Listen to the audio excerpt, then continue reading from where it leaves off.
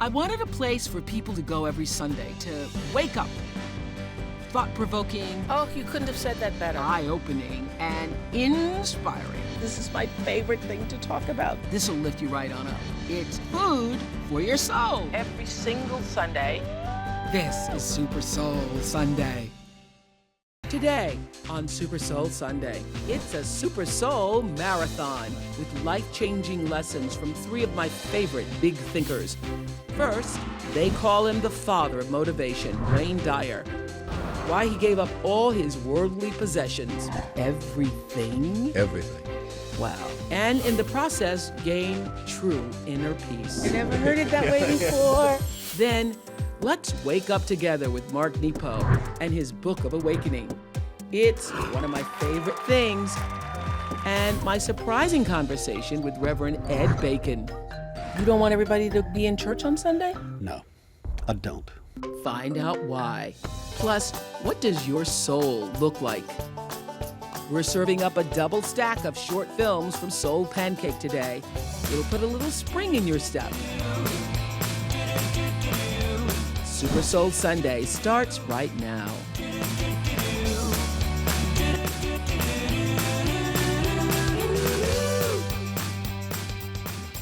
In my interview with Wayne Dyer, we talk about Daoism, a philosophy based on an ancient Chinese text called the Tao Te Ching. Tao translates roughly as the way. Taoists believe in following the natural flow of life to find peace, gratitude, and contentment in every moment.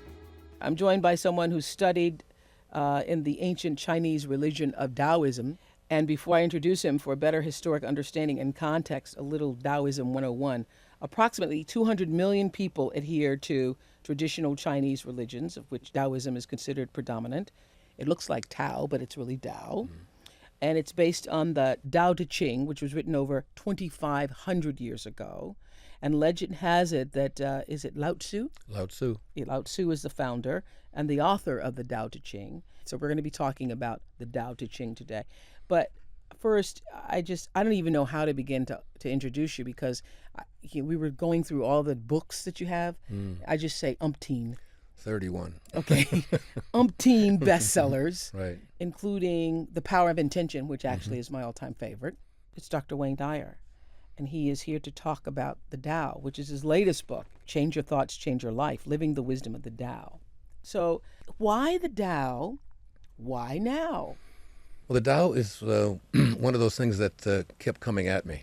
It's I call it a calling, when you just keep getting sort of like synchronistic callings from, somebody would tell me about it, and then I had talked to someone who had been through a very difficult time with addictions and so on, and wasn't able to do anything in the program, but was just read the Tao every single day. And the only thing that seemed to work for this particular person and others, including one of my own children who has struggled with addictions herself, was in reading the Tao. And then my publisher out in California called me and said, you've got to read this book and you've got to do this. And every time I would turn on the television or something, I would be some kind of reference to the Tao. And I've gotten to the point in my life and in my career where I listened when these sort of things that start coming at you from a distance and that you're not quite sure. That appear to be coincidences. They appear to be, but there's no such thing. Yeah, there's no coincidence. In fact, the word coincidence itself is a mathematical term. You remember in geometry they would say two angles that coincide are said to be two angles that fit together perfectly.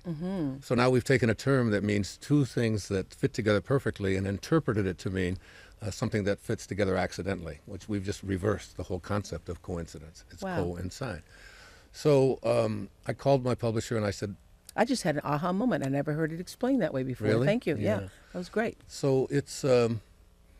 So the Tao kept calling you. Yeah, it just kept calling me and calling at me, and I would read a little bit of it, and I taught at a university. I even taught a little bit about world religions, and I taught about Daoism and so on, but I really wasn't really that familiar with it. And then I began to do the research on it, and most of the people who write about the Tao say it's the wisest book ever written. It's the most translated book in the history of publishing, other than the Bible. Other than the Bible, Yeah, yes. Yeah, and there are 14,000 different interpretations or translations that I came across myself. And so I would read the very first verse. The opening line of the Tao says, the Tao that can be named is not the Tao. You can call things something. The minute that you call something or put a label on it, then it's no longer the Tao. Yes, I was thinking, do you need to be further evolved along the spiritual path before you can begin to accept or receive the concepts of the Tao? Not at all. You don't? Not at all. Some of the most common things that you say every day in your life came right out of the Tao Te Ching. Yeah, but I know the whole idea of no rules. Right. The journey of 1,000 miles begins with one step. Those who know don't speak. Those who speak don't know. Think small rather than thinking big. All of these kinds of comments and things have come out of this little Chinese man. I mean, Lao Tzu translates to old man. This old man that just had these visions about how to go about living our lives conflict-free, how to live without having any enemies, how to be at peace. You know what it really taught me, Oprah? Because I did it for a whole year. It taught me to think like God thinks. And that's my favorite quote from Einstein. His whole idea, he said, I don't want to be consumed with the details. I'm just paraphrasing. He said, I just want to learn to think like God thinks. Yes. And so how does God think? And I began to see that God thinks without force, makes everything happen without any force at all. There are no one is excluded. Everyone is included. God does nothing but give. It's always about giving. Hafiz, the great poet from the 13th century, said that even after all this time, the sun never says to the earth, you owe me. He said, just think what a love like that does. It lights up the whole sky. Wow. It lights up the whole sky. And it's just, this is, to With me... this being change your thoughts, change your life. Yeah, this is about teaching people what they should be thinking. Become more flexible. Right. Become less rule-oriented. Become more open. Don't have any enemies. Lao Tzu was teaching all of us 2,500 years ago. This is the way to think and to have a moral word. Don't talk about peace, be peace. Right. Don't look to be virtuous, be virtue. Be humble. Yes. Be peaceful. Be loving. Be all of these kinds of things. Be serene. Be content. Stop trying so hard. Just get back, relax, enjoy. The next thing I'm going to do is on the dynamics of how to change a thought. Because most people know that what they should be thinking. Yes. They just don't really know how to go about changing the way that they think. It's like, because most of us, we have, 60,000, they say, separate thoughts every day. Yeah. 60,000. But the problem is we have the same 60,000 we had yesterday, and we're going to have the same 60,000 again tomorrow, and we just keep repeating the same thoughts. And none of us ever ask the important questions like, is what I'm thinking true? Because the thought that it's going to be difficult to do something, for example, or it's going to be complicated, or it's going to take a long time, or it's a struggle, that usually, if you really examine that, there's no truth in that whatsoever. So I'm talking to Dr. Wayne Dyer. A lot of people call you the father of motivation. What was the moment, the spiritual moment, and I use, the word spiritual carefully here. What was that moment that got you to see your own life differently, that opened you up? I can tell you. I know exactly the moment. I know the date, the time. And okay, everything. Tell me. It was 1974, and I grew up in a series of foster homes and orphanages and so on, as you know. My father walked out on us. Yes. He just abandoned us. He never paid any support. He just had 3 boys. My mother had 3 boys under the age of 4 before she was 23 years old, and she was just left. It was a depression. I was born in 1940. My brothers were born in 38 and 36. And I carried around deep anger and deep resentment and deep hatred. I dreamt every night. Rage is a good word, because at night I would wake up and I would be sweating, and I would meet him in a bar someplace, and I would be hitting, because he was an alcoholic and so on. And but I never was able to find him. I tried to find him. I ended up in Biloxi, Mississippi, at his grave, through a series of just the most bizarre circumstances. I rented a car. That weren't coincidences. Yes, exactly. And I was sent to get rid of this rage inside of me, because I knew that I came here to do something great. I knew that. I knew that when I was a little boy. I knew I could talk kids out of being upset at what was going on in the orphanage, for example. They always, when everybody would show up, they'd always say, "Where's Wayne? Go get them." And whoever it was, a little girl would be crying, and I'd say, "This is the greatest place in the world. There's no parents. You're going to love this place." And I would just try to take the attention off of what they were, their anger and their fear and so on. So I always knew this.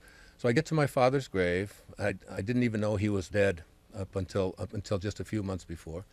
and his body had been shipped there. And when I went to the grave and I stood there at his grave, I finally said, from this moment on, I send you love. From this moment on, I will no longer have any resentment or hatred or bitterness towards you at all. I never dreamt about this man again. I feel his presence very, very frequently. From that moment on, I quit drinking. Alcohol was no longer a part of my life. I lost the weight that I was, I changed my diet around. The right people began to show up in my life. And it was all about forgiveness, Oprah. It was just about, Mark Twain said that forgiveness is the fragrance the violet sheds on the heel that has crushed it. And I understood it finally. I finally got that. Say that again. Forgiveness is the fragrance that the violet sheds on the heel that has crushed it. Oh, God, that makes me want to cry. It's so poetic, it's so beautiful.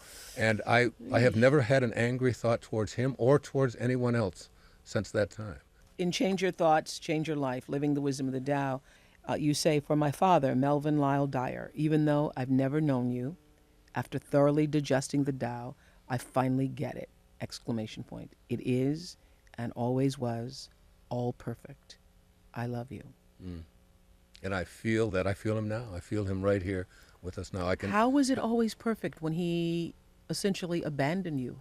It's perfect because it taught me the most important thing that we have to learn in our planet, on this planet. It's about forgiveness. If you don't have something to forgive, in the Course in Miracles, it says if you haven't blamed, then there's no need to forgive. Yeah. So once you get rid of blame, once you get rid of your hostility, so in order for me to be able to get to a place where I could teach people about how to go through their life without bitterness and anger and tension and fear and hatred and all that stuff that we carry around because of the way other people treat us, I had to go through that experience myself.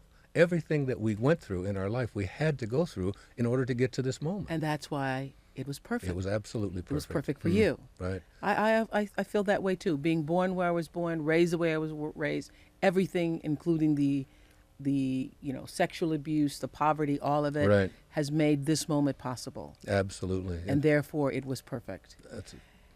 It was. I mean, I remember hearing you talk a couple of years ago, and you talked about your parents had sex one time? One time. One time in their whole life. One time. Before, their whole life. After. Yeah. And you were the result of that. She was wearing a poodle skirt, and he wanted to see what was under it, he said. Is that right? Yes.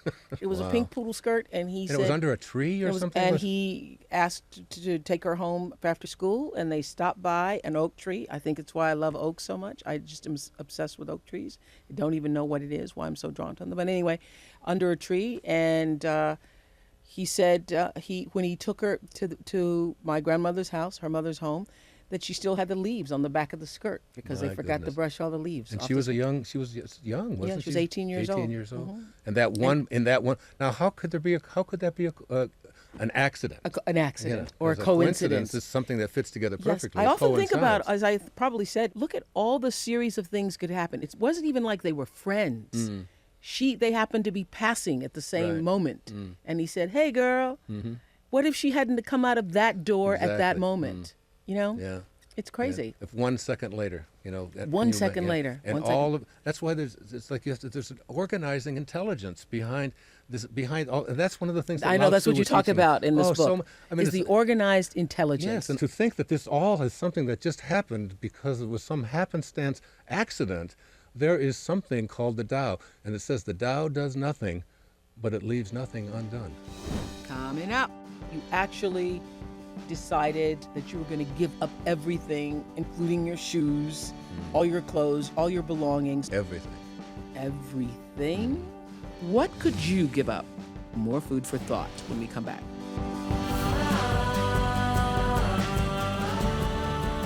Is Tao a religion, would you say? Is it a lifestyle? Lao Tzu. Rules for living? Lao Tzu hated rules, and if you were to call Daoism a religion to Lao Tzu, he would have laughed at you. He would have nothing to do with it. because it's not a religion. It had nothing to do with religion. Anything that had to do with rules of conduct and how to run your life. What he said about rules and laws and so on is that if you need rules and you need laws in order to be a moral person, then you're not connected to the Tao. I know, but when I read that, I thought, well, oh my God, we're going to have anarchy. It would be craziness. It would be heresy. It would be if we don't have rules. The anchor of the universe is located in every single one of us. Your children know what to do. One of my favorite things to say to my children always was, when they would ask, should I do this? What should I do? What time should I come in? My favorite response always was, you know what to do. You know within you the right thing to do. You know whether or not that you should come in this late or that late. You know whether you should eat that or not eat that. You don't need me to tell you that. It's about non-interference. It's about seeing the anchor of the universe is located in every one of us. I'm not talking about, there would be anarchy if some of us read it and then others don't read it and then they begin to impose it on other people. But if everyone understood that there's no concept of enemy, that we all come from the same place. In the 40th verse of the Tao, it says that the way of Tao is a return trip. We are all coming back. T.S. Eliot's famous line about, we shall not cease from exploration. But at the end of all of our exploring will be to return to the place from which we originated and to know it for the first time. To know it for the first time. To know that you came from a place that has no beginnings and no ends, that is infinite, that has no boundaries, that just is. And that's, it's like you're doing nothing. You're doing nothing. You're being done. Let yourself be done in the way that God designed you to be, or the Tao designed you to be. Okay. So, all right. So how do you describe what it is? Because people need... You don't get to. You don't get to it. You don't get to, because that's the opening line of the Tao. The very first verse of the Tao, the Tao that can be named is not the Tao. As soon as you put a label on it, and Kierkegaard, the famous Danish theologian, said, once you label me, you negate me. I no longer am me. Once you put a label on me, I am a woman. I am black, I am white, I am tall, I am Catholic, I am Muslim. Once you label me, you negate me, and now I must live up to whatever that label is. You have placed on me. Yeah, what the expectation for that label is. And the problem with labeling is that it creates conflict. It creates something that is and something that isn't. See, our minds are not capable of understanding oneness. And that Tao, that's why in the Tao it says, those who know do not speak. Those who speak do not know. What Lao Tzu was saying there is those who know are connected to oneness. And when you're connected to oneness, you don't need to say anything. You just are. Okay. So I want to begin with the moment you decided that you were going to spend the year. Oh, it was when a you great said year. to your secretary, I want you to get rid of everything. I was thinking. That was the day after I turned 65. Everything? Everything. Everything? Wow. All my clothes. You actually decided that you were going to give up everything, including your shoes, all your clothes, all your belongings, for a year to live the Tao. But for people who are listening, it's not necessary to give up everything in order to live these principles. No, I don't think you have to physically give up everything, Yeah. but I think the more of what you own that owns you is a good thing to give away. Right. And I try to live by the 80-20 rule, which is, Yes. the 20% of what you have is what you use, and 80% you don't use. So to give as much of that away as you can. Well, one of the reasons I really like this book, and have really appreciated so many of your books, beginning with Erroneous Zones, and as I told you, The Power of Intention is also another one of my favorites. But one of the reasons I like this one so much, Changing Your Thoughts and Changing Your Life, Living the Wisdom of the Tao, is about all the chapters dividing into living with cooperation, living without sickness, living a God-realized life, living in heaven's net, living by bending, living like water. That was one of my favorites. Lao Tzu was teaching us, find your God, your source, your spirit, your soul, find it in nature. Look at how nature acts, and then replicate that. Think like God thinks. Think like and water is so giving, so flexible, so it's soft. It's yeah. the softest thing. It's like at Lao Tzu again. The softest thing overcomes the hardest thing. Flexibility. The 76th. You have the book there. The 76th verse of the Tao is my favorite verse in this book, and it teaches us this. Is it okay if I do this? Yeah, please do that. 76. Listen to this. A man is born gentle and weak. At his death, he is hard and stiff. All things, including the grass and trees, are soft and pliable in life, dry and brittle in death. Stiffness is thus a companion of death. Flexibility is a companion of life. That's a part of the 76th verse of the Tao Te Ching. Now, he wasn't just saying become stiff or become flexible in your body. He was saying become flexible in your thinking. Okay, when I read that, I felt like it means flexible in all of your movement. in your thinking movement, in your emotional movement, Right. in your spiritual movement. It means being fluid, soft. fluid, It means yeah, being yeah, gentle. yeah. I mean, see, a rigid thinking is a thinking. Emerson said, a foolish consistency is the hobgoblin of little minds. The idea that someone would believe something and say, whatever I believe on Monday, on Wednesday you can count on me. I'll believe the same, regardless of what happens on Tuesday, is a scary kind of concept. Right. You want someone who says, I believe this on Monday. Now look what happened on Tuesday. I have a whole different point of view here on Wednesday. That's not flip-flopping. That's living the Tao. That's how the universe works. It asks you to be soft, to be gentle, to understand that water is that great symbol of that. It flow. If you can, in your relationships, whoever you are, whatever, if you can just become like water, you can enter into any place in your partner's life mentally Yes. by being water. Wow. Because it just enters every opening. And you can become one with that person. Coming up. Well, I never heard it that way before. That is so good. More aha moments with Wayne Dyer. We'll be right back.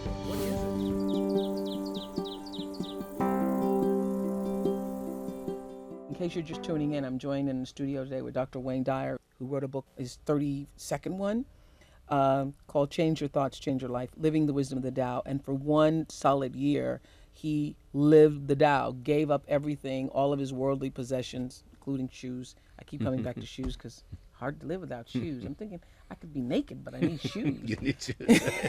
What about all my Jimmy Choos? Oh my goodness. When I read that, I was thinking, okay, I would give up everything. And what was that like? Okay, you tell your secretary, give up everything. She's selling, not even selling everything. You say, give it all away. Not even I didn't want interested in any making money. And then, how did you begin this process of living the Tao? So you had read the verses, you'd studied. Did you study all the 14,000 different versions? I took the version that's in the entire Tao Te Ching is in this book. It's my translation of the Tao. Yes. But I took 10 of the most relevant ones to the West, to us here in America, to us here in the Western world, and combined all of the different ones and made it this version of the Tao Te Ching. So there's now 14,001 translations of the Tao. And what I did is I made a year-long commitment, and I read the very first verse of the Tao. I divided 81 verses by 365 days, divided by 81, comes out to about 4.5 days for each verse of the Tao. That's what I was going to do. I was going to spend 4.5 days on just each one of the verses, and at the end of the 4.5 days, I was going to write an essay, a very short essay. It only took me maybe 2 hours to write the essays because I didn't write them, Oprah. They wrote them. I do it by hand because, in the Tao it teaches you don't want to use machines. You don't want a machine to interfere with your writing. So I wrote So when you say the essays, it means, living with cooperation, living the mystery, living all that. Each one of those were short essays. Maybe After each verse. After each verse. But I spent 4 days meditating on each of the verses, like memorizing them, going through them in my mind, and then going out where I live on Maui and putting them to work, putting them to practice. Some of them were hard, Oprah. I mean, some of these verses are very hard. Here's the line. The Tao does nothing. It leaves nothing undone. That's like one of the great lines in the Tao Te Ching. So how can you do nothing and emulate? You're emulating the Tao. You're emulating God, the way God acts, God, soul, spirit, divine mind, whatever you want to call this organizing intelligence that allows, everything to be. All being comes from non-being. With the perfect example of a Taoist master, according to Lao Tzu, is an infant. Has no name, doesn't know its identity, it doesn't know its color, it doesn't know its cultural background, it doesn't know how to hate anything. It just is. It just is. It just is. And that's, it's like the first 9 months of your life. Went back to your That's conception. right. You trusted God for everything. Everything. You didn't say, oh my God, I hope I get a nose and I hope it shows up in the right place. Yes. And you was completely into surrender. Yes. Then you come out, okay, at the 9th month, or that you pop out and you get surrounded by people who say, that's really good work, God, really good work. We'll take over from here. Yeah. And the minute you start taking over from here, what happens is you develop an ego, which is where you edge God out. E-G-O, you edge God out, okay? And so now I never heard it that way before. That is so good. So you edge God out and you just push that to the that's side. good. And what is this ego? What is it? I'm going to be quoting you on that. It's Edge God out. That's what it's an ego is. idea, Oprah. It's all it is. It's an idea that we carry around. You know what the idea of the ego is? It says, I am what I have. I am what I do. I am what other people think of me. I'm separate from everybody else. I'm separate from what's missing in my life, and I'm separate from God. Those are the 6 components of the ego. And that's what we're raised on and what we're trained on. Meantime, we showed up here. We didn't have to do a thing. Oh, say that again. I want to say it again. Say it again. Repeat The that. ego. Yeah. The ego is just a collection of ideas that we carry around, okay? I am what I have. I am what I have. So we go around through our whole life, accumulating Trying as to much as we have can, things. have more stuff. And then when we don't have any stuff, then we no longer are. We lose our identity. I am what I do. I am what I do. All of my accomplishments. I am what other people think of me. That is, I am my reputation. Those are the 3 major components of the ego that we spend our life training ourselves to become. I am separate from everybody else. So Yes. I am this body, and it looks different than you, so I'm separate from you. That's right. I'm separate And from... I can be judgmental of you because I'm better than you Absolutely. and you're not as good as I am. That's what the ego is doing all the Yeah. I'm separate from what's missing in my life. Yes. Now, if you understand that there's no place that the Tao is not, there's no place that God is not, then God has to be in you if there's no place that it's not. And it also has to be in everything that's missing in your life. It has to be if there's no place that it's not. So you're already connected to everything that you need in your life, everything that you could possibly want in your life. You're already connected to it. Yeah. All you have to do is align yourself. But there has to be some purpose that the ego must serve. Otherwise, we would have evolved ourselves out of it, don't you think? No. No? No. Okay. I Thought that was a good question. I used to think that. Okay.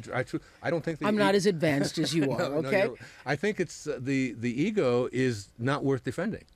And we all spend a lot of our time defending this thing that says, well, I am what I do have, and I have to get more things, and if I don't have as much as they do, then they're going to... And we go through our lives doing all of this stuff, and what it does is it brings us to a point where we no longer have something, or our reputation is gone, or it's taken away from us, or somebody steals it. So then why do we have it, though? Why do we have it? We have it because it works. It works at getting ourselves believing that we're better than other people, instead of just allowing ourselves to be free. And it's like Daoism, or the Tao teaches us to unpeel the onion, unpeel layers, to get to the essence of the Tao is emptiness. Getting to that place of emptiness, that's like the supreme place to get to, where you're just empty of all of that. And then you're free. And then guess what? All of the things that you wanted so desperately when you were so ego-dominated before begin to show up in your life in larger and larger and larger amounts. And what do you do with it? What does God do with everything that shows up? Gives it away. Isn't that what you're doing? Isn't that what you've learned in your life? I mean, here you are, this world-famous icon, and what is your major lesson? Give, give, give, give, give. God, I know why I was given so much. It's about giving. It's about, why do you have to wait till you have a lot to learn that? And why don't average people out there get that as well? All we have to do is see ourselves in everyone. Mm-hmm. The Native Americans, you want to hear a great quote. The Native Americans said, "No tree has branches so foolish as to fight among themselves." Now, think about that. Think about it. We are all branches on a tree called humanity. What are we doing fighting each other and killing each other? What are we doing? Lao Tzu. Because nature's smarter than we are. Absolutely. And it's all about nature. Yeah. It's all about nature's smarter than we Yeah. are. So is it possible do you think you have your ego? You haven't lost your ego, obviously. No, right? I haven't. Yeah, but I'm working on it. Is there a way to keep it in check? Is there a way to give minimize its influence in your life? Every day, just say thank you, and it's like, and get to the place in your life. Rumi had this wonderful line. He said, that to practice benevolence, to just practice being in a place in your life where you are giving. You're just constantly in a state of giving. Okay. Sell your cleverness, he said, and purchase bewilderment. Just go through your life in a state of awe, in a state of bewilderment. Because and everywhere you look, there's something to see. Absolutely. Next on Super Soul Sunday. When you don't trust in yourself, you're not trusting in the wisdom that created you. That's like an insult to your creator. More wisdom to live by from Wayne Dyer. And what does your soul look like? You'll love our first helping of SoulPancake, short films that'll light you up.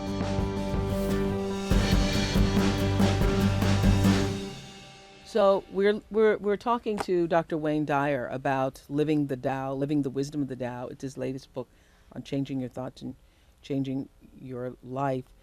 We talk about this spiritual involvement, and every time I talk to people, some like yourself, people say, well, the spiritual movement is growing to the point where there's something happening in the world. Is the world getting better? To me it is.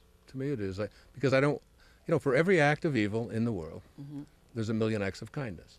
So why would you continue to put our attention and our efforts and all of our energy on all of the things that are wrong in the world? Yeah. You know, the world is just fine. The world is just fine. Yeah. Yes, there are many, many Isn't things that out what there. the evening news does? That's Oh, why absolutely. I haven't Yeah. watched evening news. And what is it sponsored by? It's sponsored by more and more pills for people to take to overcome all of the anxiety and the stress. That has nothing to do with you. And you know, one of the great lines in the Tao Te Ching speaks about that any time that you are in battle, if you have to go to battle, if you have to go to war, you don't ever celebrate anybody else ever being killed. No matter what you label them, whatever label that you put on them, you treat everything that happens in battle, which we see so much about, Right. especially these days, you know, as a funeral, as something that we recognize within ourselves that we left the Tao. There was something you said that I'd read in an interview that you did that I just loved, and I just wanted to quote you on yourself. How could you believe that you are not worthy of yourself? I just thought, oh my God, I wish more people could hear you say that. How could you believe that you are not worthy of yourself? Because you and I both, you know, over the years talked to thousands and thousands of people, and that seems to be at the core of what so many people don't get, that they are not worthy of themselves. When you don't trust in yourself, you're not trusting in the wisdom that created you. That's like an insult to your creator, to the creative Yes. process, whatever you want to call that, if you want to call it God. Because, you know, all of us and all the religions that are out there, they all pray to the same God. And then they ask this God the same God that everybody prays to divide itself up and argue against one person or another, you know, or one point of view or another, when there's only this oneness. How could that which is perfect, how could that which is divine create something that isn't? You must be like what you came from. We all know that we came from a divine, invisible space. We can't define it. We can't get a hold of it. We can't get it. Yeah. There's no boundaries. I look at you and I already think, you know, highly evolved spiritual person, being, living your life on a path of being able to connect to the higher self, knowing your own spirituality, a sense of connectiveness to the oneness of life. So what did you need to know in that year that you didn't already know? I learned how to be joyful everywhere. I learned to be totally at peace. I learned to think like God thinks, as close as I can get to thinking like God thinks. So I see myself, I see the unfolding of God in everyone that I meet, and I see myself in that person. Even sitting here now, I see myself in you, and I see you in me. And by being able to do that, there's no way that I could have any hatred or anger or bitterness towards you, or the waiter who doesn't come to me on time, or the flight that is delayed, or whatever's the circumstances that show up in my life. I'm able to see myself in all of those people who are just doing what they can do, and I'm able to be love. It's so easy. It's so easy. It's so easy to be. It's just so easy. It's just like, who was the guy that said, can't we just learn to get along? Yeah, Can't we that just was learn to Rodney get King. Yeah, Rodney King. back Can't we then. all It just was- get along Can't we just love each other? You know, so like when I watch the evening news and I see so many insurgents were killed and so on, I go out to them, to each and every one of them. You know, I find that peace and that love within myself. Listen, I could talk to you forever. Oh, I love you so much. Thank you so much for the love. I'm so proud of Thank you. you. I'm so happy for you. Thank you, because we've been doing this a while, but no, I know. could talk to you all day. Maybe we'll do all day with Wayne Yeah, Dyer. there we go. Yeah, take us a while. Thank you for joining me again. Thanks, Oprah. And now, our first helping of Soul Pancake.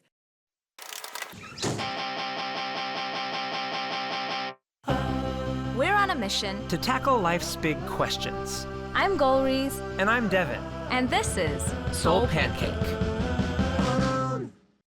Soul Scribble. It can be really difficult to be creative when we let our brains get in the way and overthink things. So, Soul Pancake invited people on the street to step out of their heads and paint straight from their souls.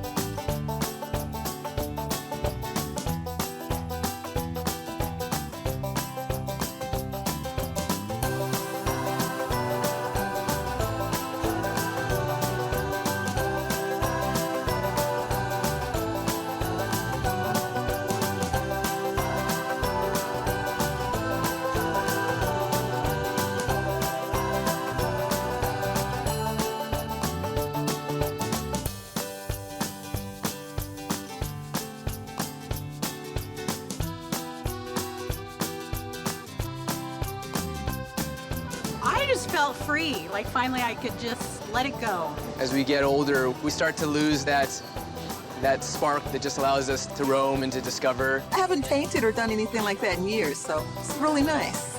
It was actually a freeing of the soul. I like it. I think we should do more of it. Coming up, a most surprising conversation with Reverend Ed Bacon. That's next. You don't want everybody to be in church on Sunday? No, I don't.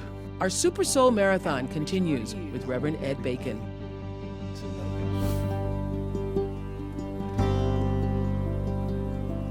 Our Super Soul Marathon continues with Reverend Ed Bacon. This is a show devoted to try to help us just wake ourselves up, just wake up our lives to our life's purpose.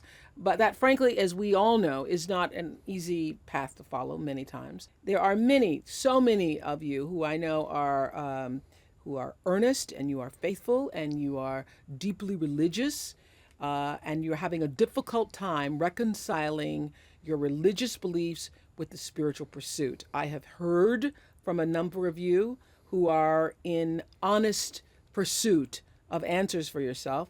I do understand this question of trying to reconcile your faith with a new sense of spirituality and opening, because I too experienced that, because I didn't want to have to throw away the way I'd been raised, everything I had been taught to believe and felt in my heart to be true. And so I thought I would be helpful to invite on the show a bona fide authority on this matter, a man of the cloth, and who happens to be the rector of the All Saints Church in Pasadena, Reverend Ed Bacon. Hello. Hi. Hi. Welcome. Thank you. So, Reverend Ed, your other designation at the church, I hear, is Chief Spiritual Officer. We're always trying to find 21st century language to explain churchese, church language. Rector is my official title, and some people say, well, that's a kind of a spiritual CEO, isn't it, or something like that. Yeah. So, yeah. It means you run things there. I'm in charge. Yeah, you're in charge. I'm the old guy. And All Saints is I've heard it described as a liberal activist church. Does that mean it's Christ-centered? Oh, it's very Christ-centered. Do you teach that Jesus is the Savior? We do. And we, as a Christian church, we certainly believe that Jesus is the Savior and that Jesus is the Son of God, etc. Right. But when you are in the pew at All Saints, what you're hearing emphasized more than those rather doctrinal and dogmatic issues that kind of go along with religion is about your connection with God, your connection with the Spirit, your connection with the cosmos, your connection with other people, and your connection with your deepest self. So that's what's most important for us to emphasize, because we have folks who are abused religiously and spiritually, who are searching, and they want to hear some things that are comforting and challenging and empowering. Okay, as a man of the cloth, Right. You're actually wearing the collar, and of God, can you help our audience understand what spirituality is? You know, I have been trying for years in many different forms on my show to not only say what it is, but to demonstrate the essence of spirit. And I remember many years ago in the 90s, I was doing a show based on a book called The Anatomy of Spirit by Carolyn Mays. You know, familiar with her? All right, we're in the middle of doing the show. This is what Oprah's talking about and what I talk about when we speak about what it means to become conscious, to become more aware of why we say what we do, why we think what we think, and it's a very challenging part of our lives. And I stopped the taping of the show and said, hey, audience, what's going on? And woman stood up and says, no, we don't get it. I don't get, what are you talking about? Spirit. Are you talking about Jesus? Are you talking about the disciples? Because that's the only spirit I know. And I said, no, I'm talking about the spirit that lives inside of all of us, you know, because you have a mind, you have a body, and you have a spirit. And back in, this is the mid-90s, I would say the majority of that audience didn't know what I was talking about. I think we've progressed a little bit now, but I always stumble in trying to explain the essence of what spirituality means. So I'm going to let you take a stab at it. All right, here's my stab. Okay. I think it's the experience of feeling unconditionally loved. so much, so powerfully, that you know there is some power greater than you are loving you. This love that you are experiencing is coming from a great power, and it's filling you so much that you want to love other people. That, to me, is the experience of spirituality. Can I tell you a story? Please. When I was 5, I was playing alone in a pine grove in South Georgia. And all of a sudden, I felt enveloped by warmth and light. And I heard inaudibly, in the deepest part of myself, you are the most beloved creature in all of creation. At the same time I got that message, I also heard, and every other person is the most beloved creature in all of creation. Changed my life. It made my life what it is. It is that experience of unconditional love that is so overwhelming. So was this a voice or a feeling? How come I never get a voice? Good gracious. But was it a voice or a feeling? No, it was something that transcends those kind of categories. Okay. Right. There's this wonderful story about Elijah in the Old Testament. And he was. I love Elijah. You know, when I grew up, I was reading all the Bible stories, and Elijah was one of my favorites. So let's see if I know this story. Of course you do. You know, he wanted to hear God, and there came an earthquake, and then a wind, and then a fire. And God was not in the earthquake, wind, or fire, but in the still, small voice. That is God. Yes, in the still, small voice. And that's the importance of the work that you did with Tola, because he says that we have to go to stillness. He's so right. Whenever we will choose, make a decision to make time for the experience of stillness in our lives. Like a basin of silty water that's all muddy, and you let it sit on a table until the silt goes to the bottom of the basin, and then you have clear water at the top. That's right. That's what stillness does. And that's spirituality. It's really good. So why is it so misunderstood? You know, as I was saying, I received so many thousands and thousands of emails, and I was really, my heart was opened up by the level of connection that people received from one another when we were doing this webcast. And you still can go to Oprah.com and download it. But there were a lot of people who were upset about it. One person writes, "What's happening here? Everybody in the New Earth Forum has abandoned Jesus and made Tole their new Messiah. Jesus did not come to earth to show people how to be Christ-like." I kind of thought he did, but anyway, he came to show the path to his Father. He said he will be the judge on how much you've loved him. And this one, spirituality and atheism are two different words for the same thing. Disengage them both. That says to me. What does it say? That these folks are coming from the house of fear. We choose to live at any particular moment in our life, either in the house of fear or the house of love. And the house of fear always drives us to put God in a box, put our theology in a box, put our spirituality in the box. To say, this is what he said. This is what he says. And if you depart from it, and if you depart from the language that I use and that I found comfort in, then you are starting your own church, you're anti-Christ, you're not religious, whatever. And it's the criticism that comes at you because you are pointing to something that's deeper and more universal. This is what's so interesting to me is how much vitriol, how really angry and impassioned people can become in attacking that which goes against the wording, just the very wording. Precisely. And if you're saying that you're a Christian or whatever religion and you're coming from a place of love, how is that possible? When I was reading about the phenomenon that we're addressing today, Chuck Yeager came to mind. He was the guy who first human being to fly faster than the speed of sound, broke through the sound barrier. Right. He landed. The media came up and said, "What do you have to say about this?" He said, "Just before you break through the sound barrier is when the cockpit shakes the most." Wow. And every leader, every pioneer has known just before a breakthrough, the cockpit was shaking. And that's what happens, I think, as we are trying to go deeper in spirituality, which means go wider also, because there's this connectivity with every other human being. Because when you find and discover the divine in yourself, you know that that exists in everyone else and that no one is advantaged before God. Whoa. I know, but I understand how people can feel that, because this was a very difficult concept for me to accept, being raised Southern Baptist and believing, as I still do, that Jesus was the divine.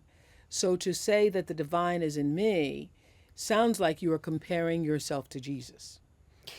Jesus over and over said, as you well know, No, the kingdom of heaven is at hand. Exactly. That's and right. the kingdom of God is within you. Yes. And your faith has made you well. And the first chapter of the Gospel of John says the light that was in every human being is now come into the world. The Bible itself talks about the divinity within each one of us. Right, right. If The you Bible choose to itself. look to see that. Yeah, if you That's choose right. to look to see that. But if you don't examine Scripture for yourself Right. and read it meditatively and spiritually and just take what the preacher's saying and don't have your own thought processes going on, then you are going to miss an awful lot of sacred Scripture. Yes, and I think that a lot of people who have criticized A New Earth and Eckhart Tolle's writings certainly haven't even read any of it. Because if they'd read any of it, you'd come to a better understanding, or maybe be open to a better understanding. Eckhart quotes Jesus more than anybody else. Yes, I think he does, He actually. really, no, I checked the footnotes. Yeah. It is really quite Christian in what he's saying, without a lot of the church language. So why is there this fear? You know, what I understand the essence of A New Earth to be saying, among other things, is to bring a greater sense of consciousness, a higher level of consciousness, and to let go of your ego, take yourself out of your, thinking head all the time, and allow the higher self, the greater self, the soul of you, the higher consciousness of yourself, to be present at all times. That's the essence to me of what he is saying. Why would that cause people to be fearful? If these people have developed a theology that makes them dependent on a doctrine or a dogma, they are not interested in being liberated to trust their inner voices. So I'm no longer connecting with God's voice inside me. Because if you actually really felt that which you speak of God, if you actually really felt that, you would only be able to come from a place of love. Precisely. Okay, so how is it that we've gone so of course? Is it because there have been so many charlatans? The tradition of false prophets, Yes, of false prophets. is an old one. Yeah. It Will goes- be with us always. It will be with us always. Yes. And these folks are doing it for their own self-gratification, and they're not interested in empowering everyone. They're interested in filling the pews instead of filling the hearts. And so the great thing about an independent, popular expression of the truth, as in your work, is that it encourages and empowers people to think for themselves, to feel for themselves, and to have a connection. That's what's really underneath that notion of the priesthood of all believers, so that you don't have to have a priest. And what Jesus is saying to people when he says the kingdom of God is within you and your faith has made you well, is that you have this divinity inside There it is. you. It's there. You are your own priest, which leads you to God. It doesn't separate you from God, but it does separate you from having to have an external authority. And that's what people fear. That is so scary to so many people who live in the house of fear. Coming up on Super Soul Sunday. To seek God in someone who's doing you harm is the test of spirituality. I haven't gotten that far. I haven't either. No, this is good. This is really We're good. confessing Reverend Ed today. Bacon. Well, I first learned about Reverend Bacon when I saw Guy Ritchie. He did a documentary called The Ego Has Landed. And in it, you talked about God sending Jesus to the wilderness for 40 days to grapple with Satan. We all know that story, those of us who are Christian. Do you believe Satan and the ego are one and the same? I do. And I know I heard that on there, and I thought, well, that is a new way of thinking about it. Save us. Save me. Please save the human race from people who think that the devil is purely external. For us to talk about evildoers as though evil exists outside of us, instead of the fact that we have to struggle ourselves with evil within us. Yes. That leads us to kill. That leads us to be violent. That leads us to abuse other people because we can't see that we have evil within us. And so then the evil within us, individuals, becomes a collective evil when all of us, agree to allow human rights or not to allow human rights, to cause wars or not cause wars, and how we treat people in the process. Indeed. Yes. That is the manifested evil inside of us coming into the collective to become one that you could call the devil. Correct. Okay. And Satan, or Satan, which means the deceiver, yes, uses fear as primary instrument. Okay, so tell me this. I'm a person who's been raised, certainly I am, but I'm using this as a hypothetical example.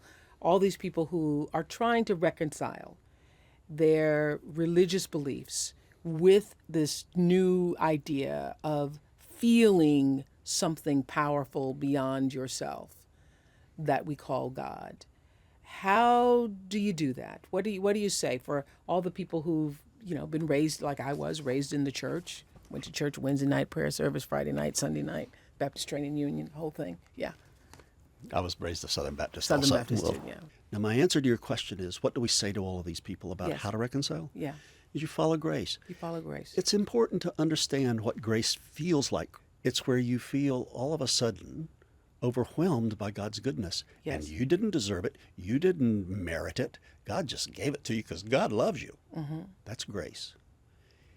To the degree that we follow grace instead of trying to get out ahead of it and explain everything, grace will lead us to the reconciliation point that you're talking about, reconciling our minds and our hearts, our souls and our intellects, our doctrine and our spirituality. The reconciliation point is there if we will follow grace. And how do we follow it? By what we feel?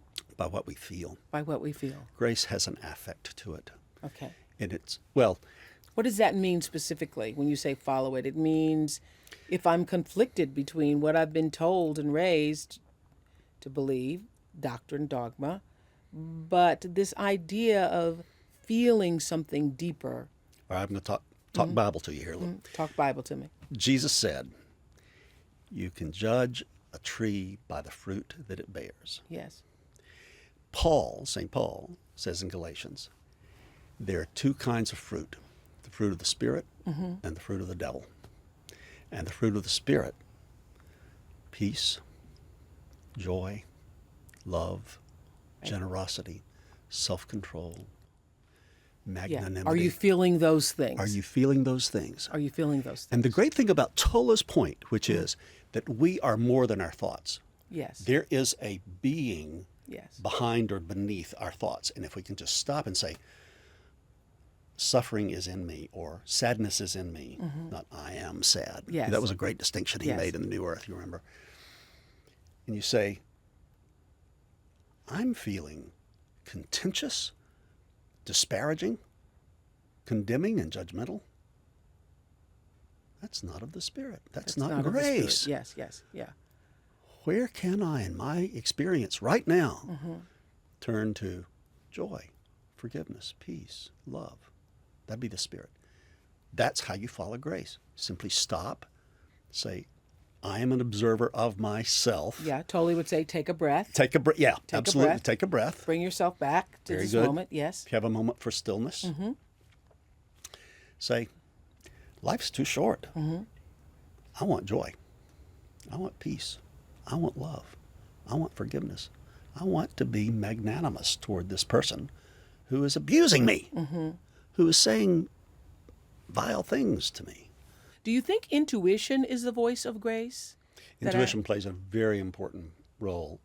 I speak a lot. Intuition, instinct, that thing that you feel inside. I had a conversation with my son 2 nights ago. He's looking for what he's going to do in life right now. And we were talking about the role advisors play. And I said, son, take in all that advice, but you have to be the president of your cabinet. Use all those voices as advisors of your cabinet, but you're the president. And the way you have to obey is to obey this voice inside. And people who don't practice listening to that voice, that's a voice that has to be exercised just like you have to go to the gym. That's right. You have to exercise that puppy every day. That's right. And people who don't listen to that voice, there are a lot of people who don't even know they have the voice. And they've been told. That's right. That other people's external voices, authority that they're their voice. I am your voice. I shuddered once at a dinner party. This was early in my ministry, sitting next to a member of a parish where I'd now become rector. And she said, I expect you to tell me everything to think. Wow. I said, you're going to be very disappointed in me. My job is to do the opposite. Someone said to you, I want you to tell me everything to think? Yeah. Oh, wow. I want you to tell me everything that's right and wrong. Wow. I said, I'm so sorry. I mean, I felt so sad. Can't do it. No. Shouldn't do it. And shouldn't do it. Coming up, I did a yoga class with my best friend Gail, and afterwards she says, I don't like yoga. And I said, well, really? What part don't you like? She goes, the bending, the stretching, the breathing part. Well, that would be all of it.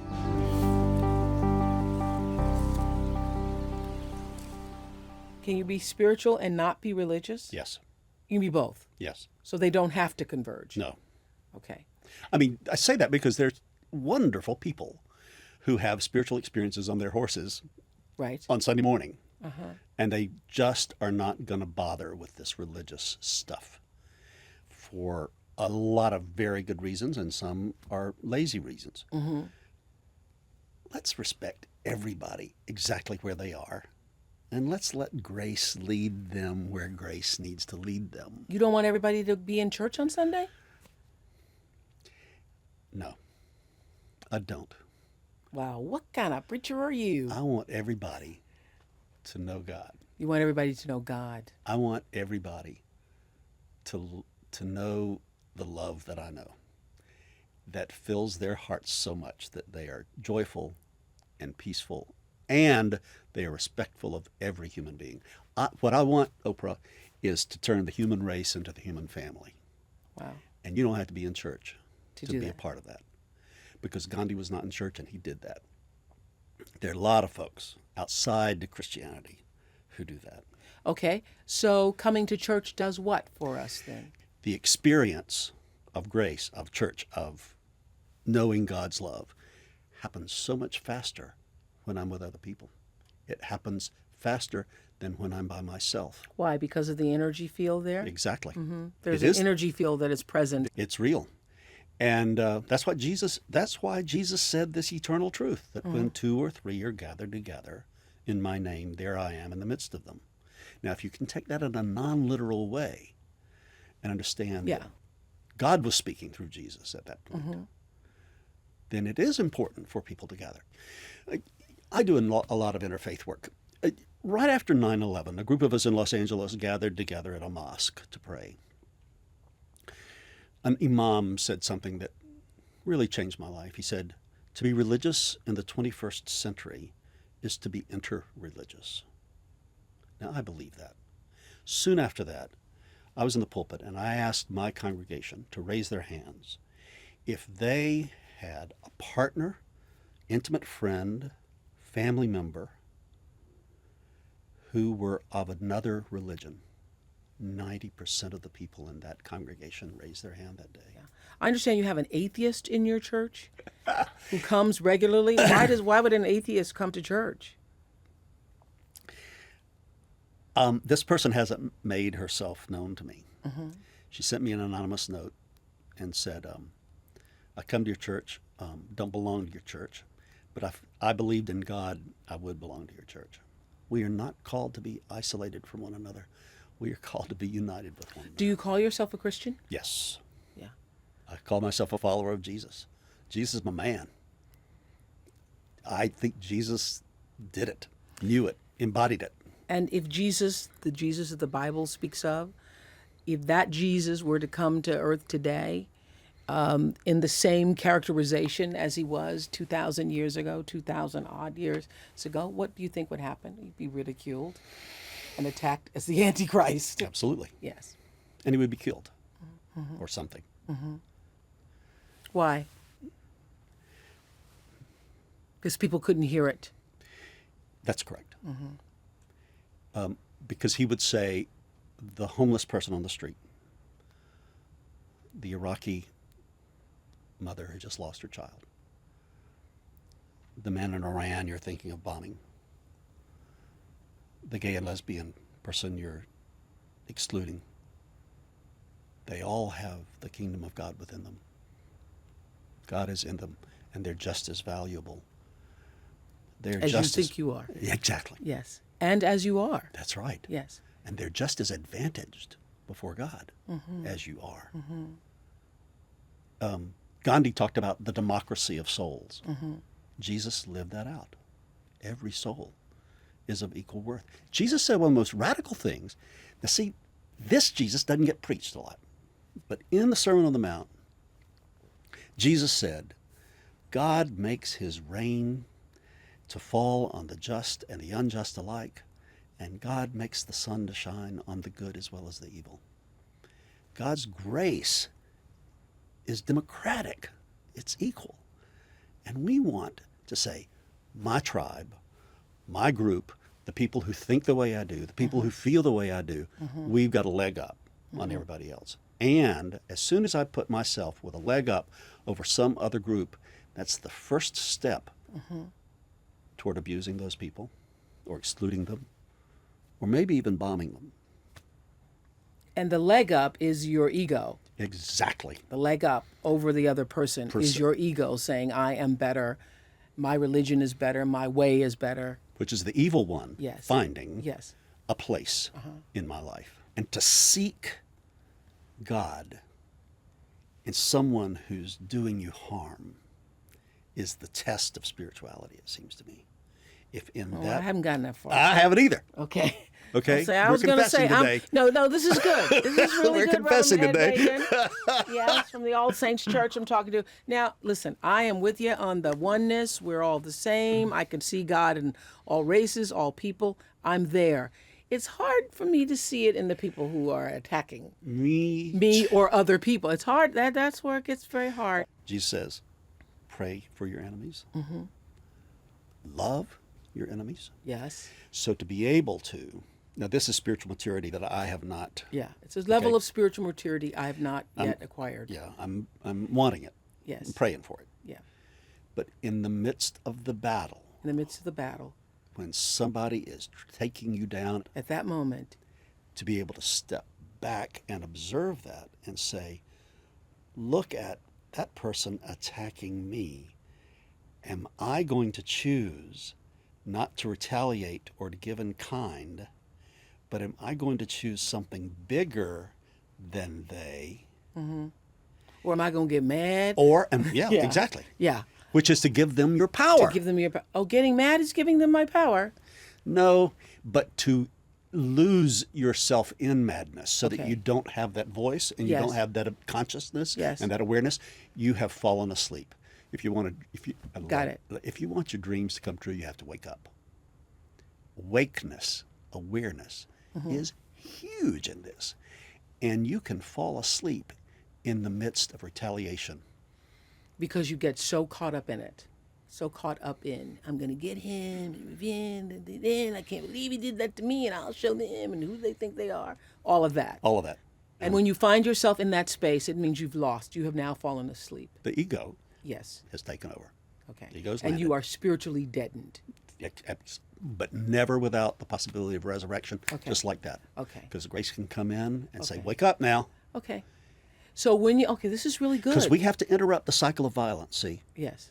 And as long as we are doing tit for tat, then we are, as Dr. King said, violence leads to violence. Absolutely. Hatred leads to hatred. But I'm just trying to apply it to practical everyday living. Exactly. So when we find ourselves in that moment of, I can't believe and I'm furious, the thing to do is to take a breath. Exactly. Yeah. and step back and observe, because this now could be your holiest moment. Exactly. One of your holiest moments. Rabbi Heschel said, in every moment something sacred is at stake. And even in that moment of being attacked, something sacred is at stake. Can I choose or be awake or aware enough to see that going on and to say, I need an imaginative, creative, loving response that keeps my power, rather than give it over to that person and just act the way they want me to act. So, because when I become angry, I've engaged in giving away my power. Precisely. All right. Okay. And that's the beauty of yoga. Yes. Is that you concentrate on your breath. Yes. The idea is for all of us who are in the same room practicing yoga to be breathing, slow, non-reactive, breathing through your nose. And if your breath starts to get too fast, don't continue the exercises. Put your knees on the mat. Is that what we're supposed to do? That's why people hurt themselves in yoga. That is right. By continuing to do that instead of focusing on the breath. I know. I did a yoga class with my best friend Gail, and afterwards she says, I don't like yoga. And I said, well, really? What part don't you like? She goes, the bending, the stretching, the breathing part. Well, that would be all of it. Well, my yoga teacher taught me about, we were talking about this anger thing, getting caught. He says, you are so wrong if you think that yoga is about what's going on in this room, about bending, stretching, breathing, sweating on this yoga mat. Yoga is about whether or not you can keep this breath, slow, non-reactive breathing through your nose when somebody flips you off on the freeway in LA. Oh. And you keep that breath and you don't fall into that. Because there's a great Christian hymn about, may we not become the evil we deplore. Yes, yes. You know, when we hate evil so much that we become become that. In the hating of it, you become it. Which is what Dr. King was saying over and over and over again. You know, thank God he came into my life. I was 17 when I met him, and he said that racism and bigotry and oppression have two victims. Not just the person who's on the short end of the stick, but the oppressor is being victimized also, because evil hurts both the perpetrator and the victim. And that's why it's important for us to keep this unifying breath. If we could have this unifying breath throughout the world, the breath of grace, the breath of love, the breath of forgiveness, then we can turn the human race into the human family. Next, ever wonder what life is like when you're a priest? People try to be on their best behavior. Yeah. Bet you get a lot of free stuff, too. Come on in, have breakfast. You don't have to pay. You're wearing the cloth. More with Reverend Ed after the break. And put on your dancing shoes, because we got a second helping of SoulPancake coming right up. I'm speaking with a man of the cloth. Who was wearing his cloth, the Reverend Ed Bacon. You notice, I think just walking around here at Harpo Studios, I mean, when people see the cloth, do you get a kick out of it? What happens? I do. Yeah. People try to be on their best behavior. Yeah. Bet you get a lot of free stuff, too. Come on in, have breakfast. You don't have to pay. You're wearing the cloth. Can I tell you a story about free? Yes, please. Here's about grace. Yes. So this man who lived north of the Mason-Dixon line went into a southern restaurant. Okay. And the waitress came over and said, honey, what do you want? I love southern waitresses. I do. Honey. Honey, what do you want? Honey. So he looked at the menu and he said, I will have bacon, 2 eggs over easy, and whole wheat toast, dry, and orange juice and coffee. So she goes away. She comes back, brings the orange juice, coffee, then brings this plate, 2 eggs, bacon, toast, and a glob of white stuff that he's never seen. And he says, ma'am, what's that? And she says, honey, them's grits. He says, but I didn't order grits. She says, you don't order grits. Grits just comes. No, that's grace. Isn't that grace? You don't order grace. Grits just comes. That breath can come if we'll follow grace. Speaking of breath, do you espouse meditation in your church? And is that a way to get closer to grace by following the breath? Oh, yes. Mm-hmm. I make it very... You pray every day? Every day.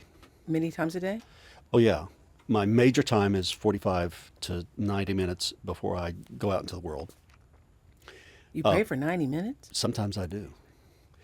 Martin Luther, the great reformer in the 15th century, said, I'm going to be very busy today, so I'm going to have to pray another extra hour. Wow.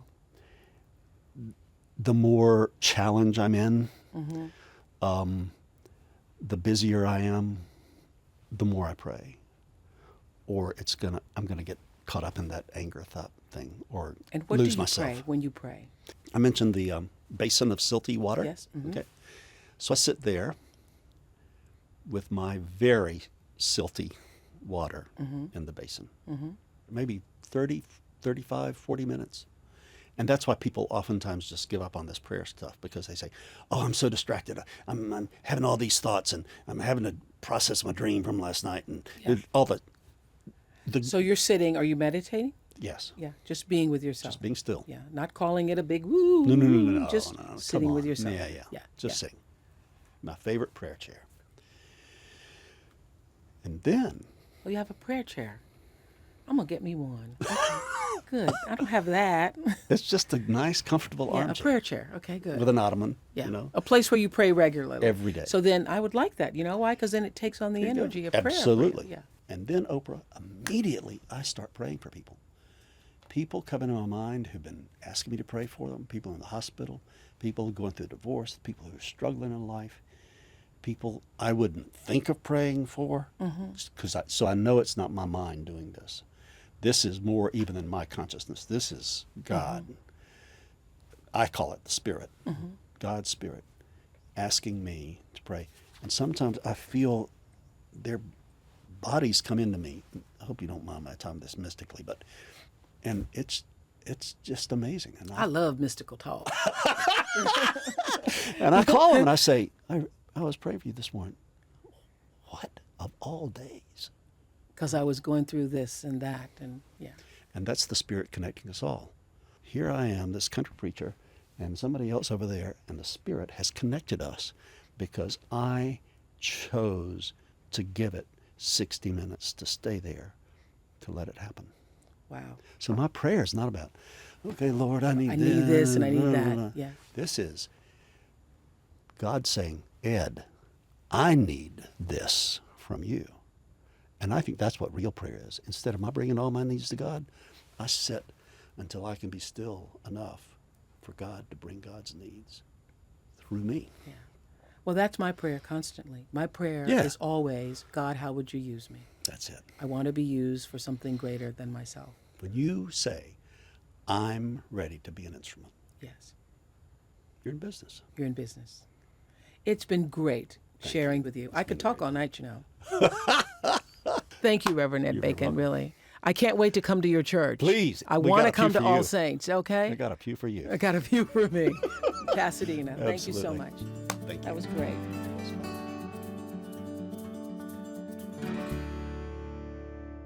And now, Pancake.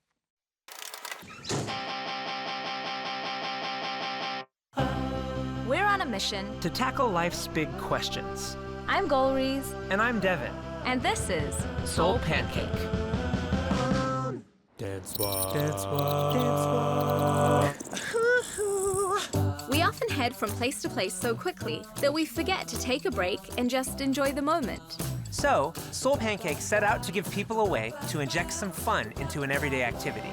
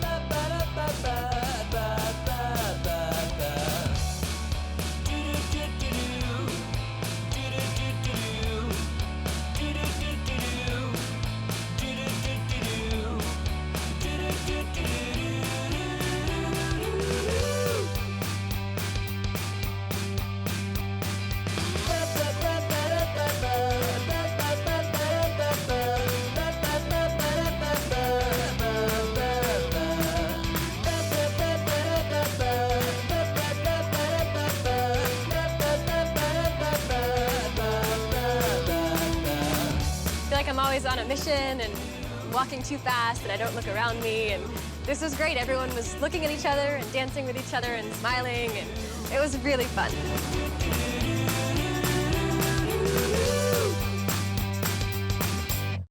Coming up, one of my favorite things. I've had it featured in the magazine. I even did a blurb for the cover, which I never do blurbs for covers. Get ready to wake up with the author of Book of Awakening, one of my favorite things, Mark Nepo, next.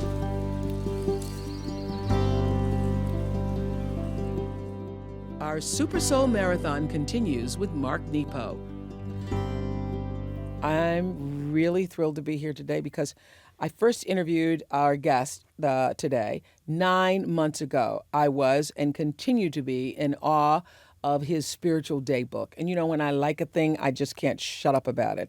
The book is called The Book of Awakening, Having the Life You Want by Being Present to the Life You Have. Now, I love the book so much. It was given to me for my birthday, and I then bought I don't know how many copies and gave to my friends, and I've sent to everybody in my family to help spread the wisdom and joy of Mark Nepo. I featured this on Favorite Things because I was thinking, how can I get more people to see the book? I've had it featured in the magazine. I even did a blurb for the cover, which I never do blurbs for covers. Do you know, thousands of authors over the years have asked me to do blurbs for their covers, and I always say, no, no, no. But because I want as many people as possible, I have this vision of 1 million people gathered every morning in their individual homes, offices, where they function, wherever they function, reading the day's lesson from A Book of Awakening. That's my vision. Welcome, Mark Nepo. Oh, thank you. And I'm in awe of your generosity. Now, when we first talked, Mark was, for all intents and purposes, pretty much on top of the world, right? You had your health and a sense of happiness and had a steady and fulfilling job as a teacher at a renowned spiritual institute. Yes. Correct? Mm-hmm. And then, as things do happen, life happened, and you lost your, quote, steady job, and you became mysteriously and painfully ill since we spoke. Yes, that's right. I'm fine now, but, you know, I went through it was probably the most difficult thing I've been through since my cancer journey, which was 21 years ago. My stomach stopped emptying properly, and I couldn't eat. And so I started to lose weight, and it was very tricky and scary because it wasn't clear if this would be a chronic condition or not. We just had to, a day at a time, see if it would heal. And it took about 6-7 months to heal. I would think after 2 cancers, you would think, all right, okay, I've paid my dues. Right. I don't need another wake-up call. I don't need another wake-up call, and I learned all the lessons, and so much so, God, I wrote a book about it.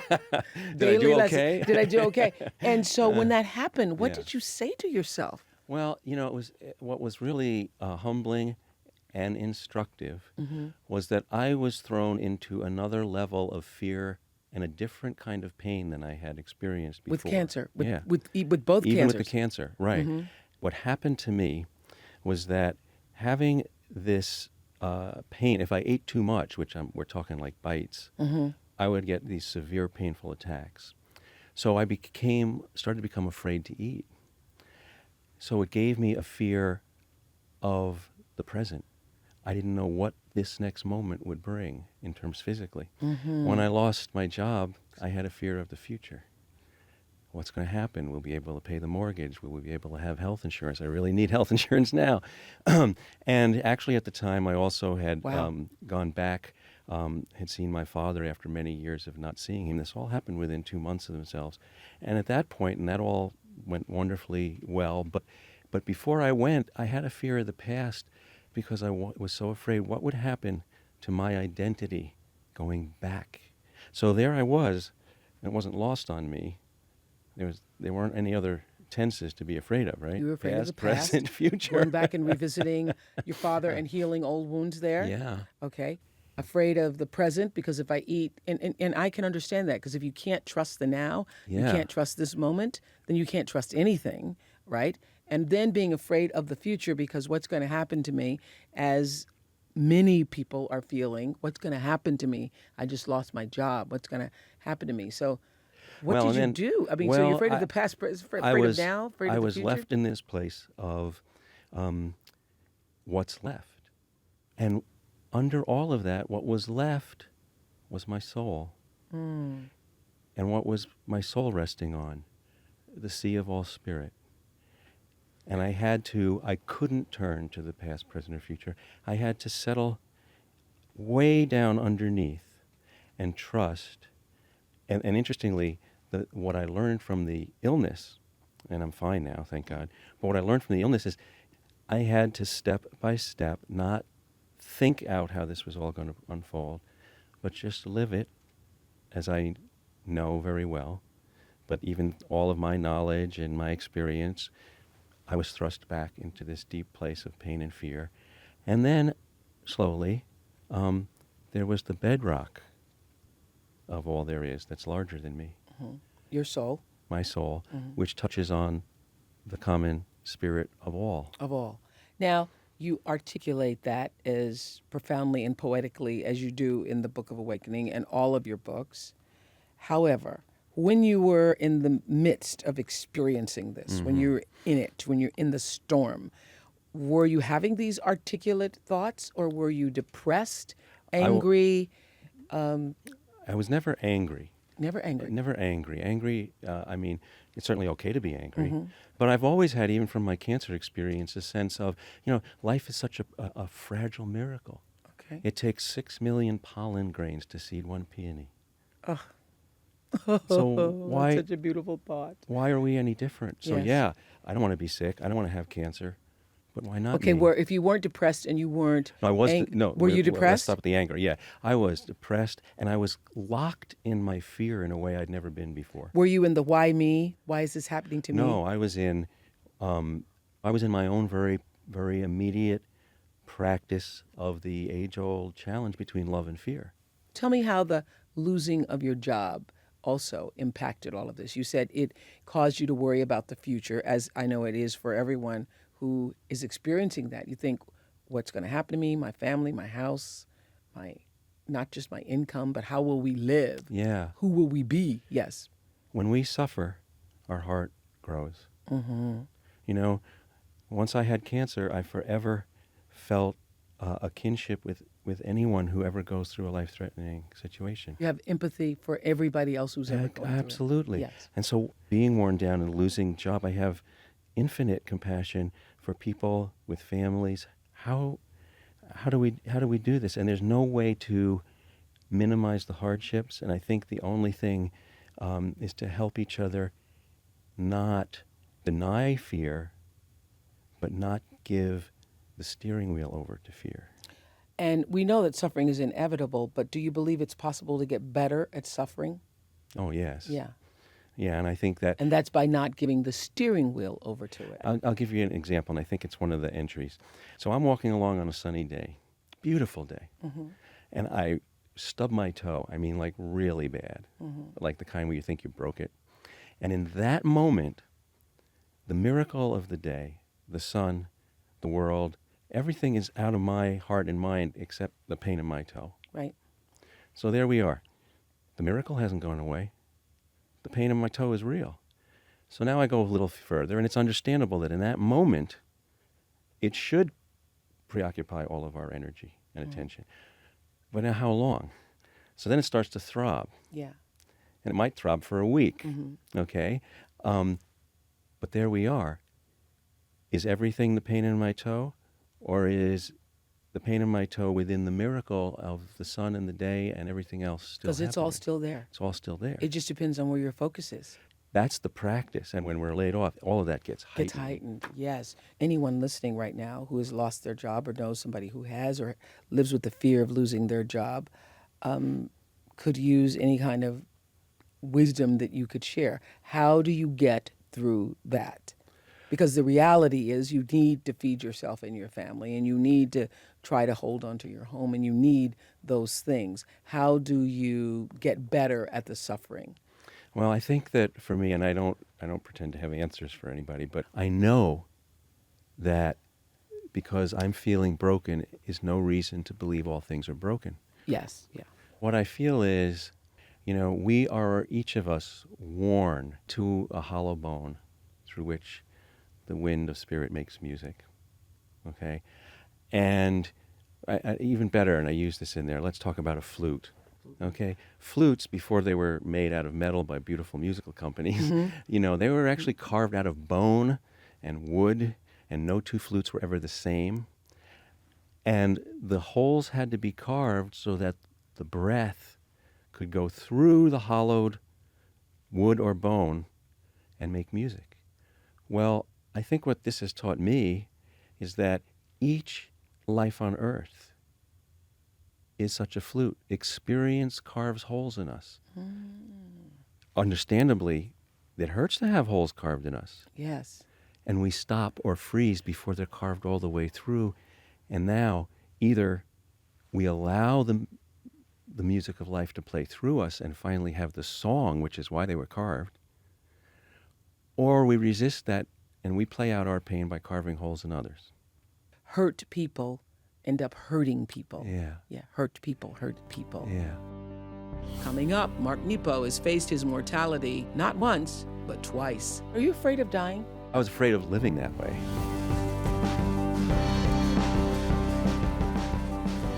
So we're back talking to Mark Nepo on Soul Series. Mark Nepo is one of, I think, the great spiritual teachers of our time. I've been so blessed to be able to share his book of awakening with so many people. And because of this book, I created a meditation space around the book. And I have in this meditation space, this book, I have the Bible, I have, other spiritual writings from different cultures. And this is the place that I go to first thing in the morning. And this is the first thing I do when I get up in the morning. So I wanted to share with you just a couple of my favorites that really just sort of took my breath away. How does it taste? An aging Hindu master grew tired of his apprentice complaining, and so one morning sent him for some salt. When the apprentice returned, the master instructed the unhappy young man to put a handful of salt in a glass of water and then to drink it. How does it taste? The master asked. Bitter, spit the apprentice. The master chuckled and then asked the young man to take the same handful of salt and put it in the lake. The two walked in silence to the nearby lake, and once the apprentice swirled his handful of salt in the water, the old man said, "Now, drink from the lake." As the water dripped down the young man's chin, the master asked, "How does it taste?" "Fresh," remarked the apprentice. "Do you taste the salt?" asked the master. "No," said the young man. At this, the master sat beside this serious young man, who so reminded him of himself, and took his hands, offering, "The pain of life is pure salt, no more, no less. The amount of pain in life remains the same, exactly the same. But the amount of bitterness we taste depends on the container we put the pain in.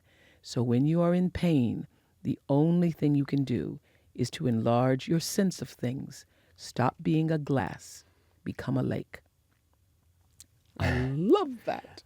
That is an ancient Hindu teaching story, and it is so profound. Did you become a lake instead of the glass? Is that what you did? Yes, and what happened was, see, and I think this is what I would offer to anybody who is in pain, or suffering, or confusion, or fear, and that is, even when you feel like you can't get out of it, to remember that there is a lake is starting to become a lake. Just to remember it, even if you feel like you can't, and that's what happened to me. Well, but let me translate that into ordinary, everyday terms, and very much so. So when I was stuck in this pain that I said, I should know how to get out of this, and I can't. But I know that everything around me is still part of the miracle of life.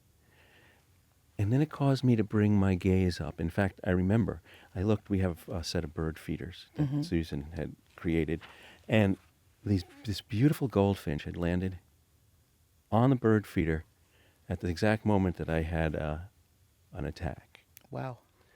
And there we were, the toe and the day, right? There we were. Yes. And of course The I had to toe feel and it. the day, yes. Yeah, I had to feel it.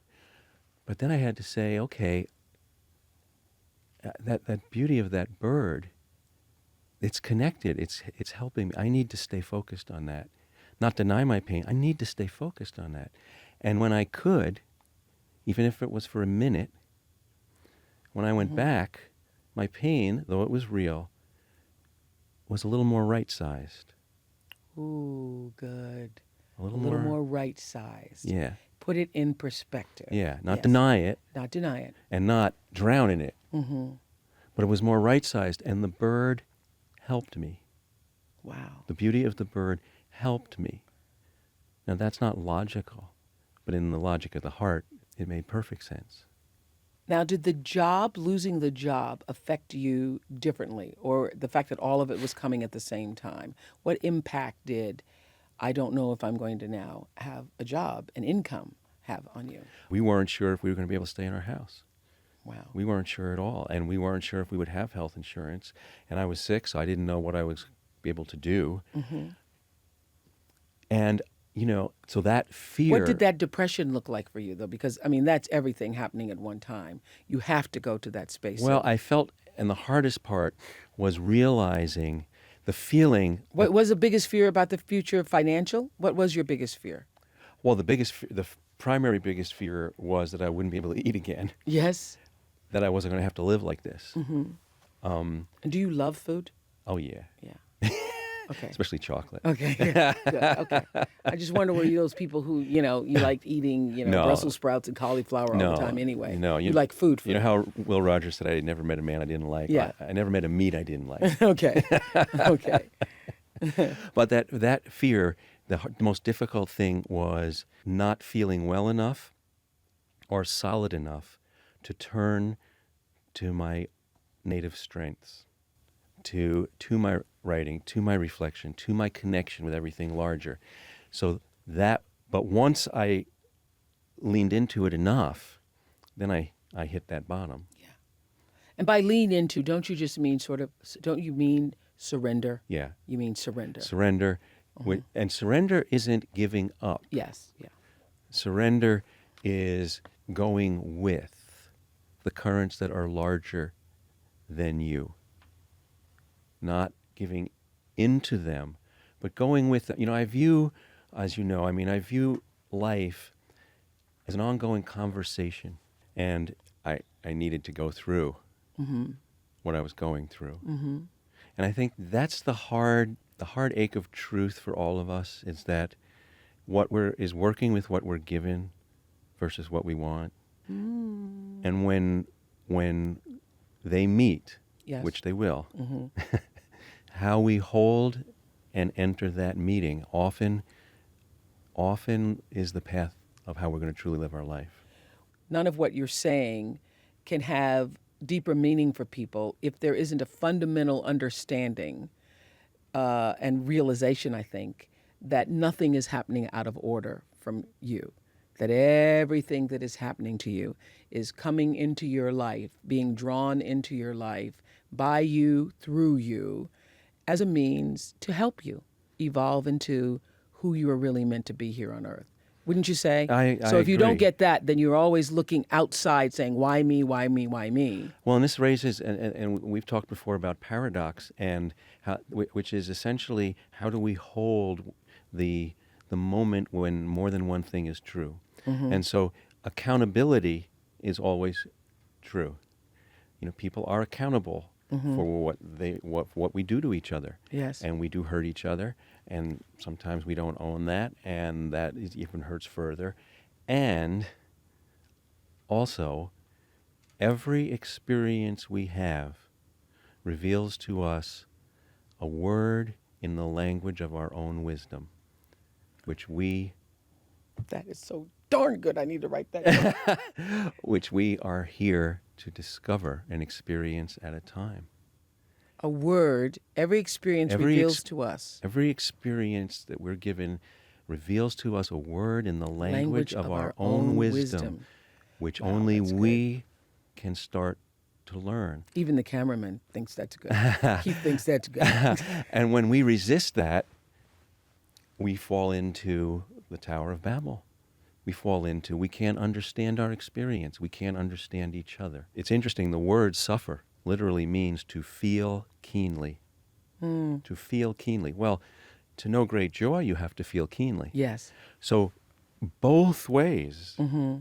we need to feel keenly, live deeply in our own humanity in order to know joy, and to get through suffering. Did you blame anybody? Did you go into the blame stage at all? No, I had deep feelings. I felt hurt that along with others who were laid off, because I was part of a community for many years. So, I missed those relationships, and I felt hurt. But I didn't blame anyone, and especially when we talk about illness.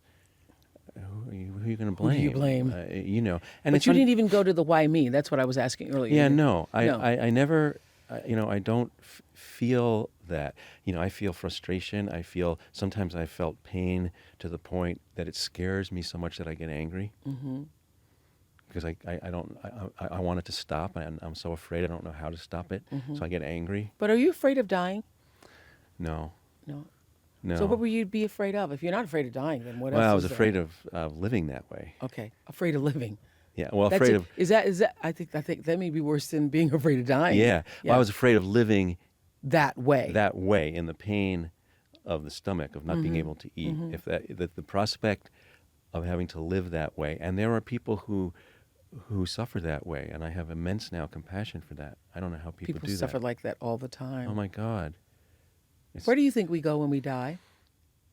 I of course don't know. Of course you do. Could you just tell us once and for all, Mark? So we can quit worrying about it. What I feel, and that I'm a student of all traditions. Mm-hmm. So I really look to learn from where they all meet. Mm-hmm. And I think that the spirit disperses and rejoins in unimaginable ways, recycles into the universe. Mm-hmm. I don't know, in the Hindu tradition, in the sense of karma, and as we westernize that, we like to think of it as point A to point B. This person dies and becomes this person. Mm-hmm. But, if we take, like a little thing from a cottonwood tree and we flow it. Where does that go? It disperses, right? Or, a glass of water and we pour it into the ocean. Kabir has this wonderful phrase in some of his poetry. He says, let's take a glass of water and set it down in the water. Now there's water inside and outside. So let's stop talking about body and soul and all those other silly things. Ooh, nice. I like that. Coming up, how a yoga class in Chicago led me to Mark's book. So can I read another one of your entries that really struck me so far this year? You start with the quote. So many of us have been trained to think that being particular about what we want is indicative of good taste, and that not being satisfied unless our preferences are met is a sign of worldliness and sophistication. Or watching very intelligent men and women inscribe their circle of loneliness with criteria for companionship that no one could meet. I love that because I hear women do that all the time. They talk about how lonely they are, and then they want the man who is this tall and this and this job. So you continue to say, often this kind of discernment is seen as having high standards, when in actuality it is only a means of isolating ourselves from being touched by life, while rationalizing that we are more special than those who can't meet our very demanding standards. The devastating truth is that excellence can't hold you in the night. And as I learned when ill, being demanding or sophisticated won't help you survive. A person dying of thirst doesn't ask if the water has chlorine or if it was gathered in the foothills of France. I love that. So this is my favorite part coming up right here, okay? The further I wake into this life, the more I realize that God is everywhere, and the extraordinary is waiting quietly beneath the skin of all that is ordinary. Light is in both the broken bottle and the diamond, and music is in both the flowing violin and the water dripping from the drainage pipe. Yes, God is under the porch as well as on top of the mountain, and joy is in both the front row and the bleachers if we are willing to be where we are. That is my favorite. Thank you. You read that so What well. in the world was going on with you that you could write that? That is just, is that not brilliant, Keith? That is brilliant. I just love God is on the porch and on top of the mountain, and light is in the broken bottle. And, and again, I think that art, the art, and all of us have art in us. Mm-hmm. But we all express the way dolphins break surface. We are blessed if we see a dolphin breach. Mm-hmm. And that's what we think is a dolphin.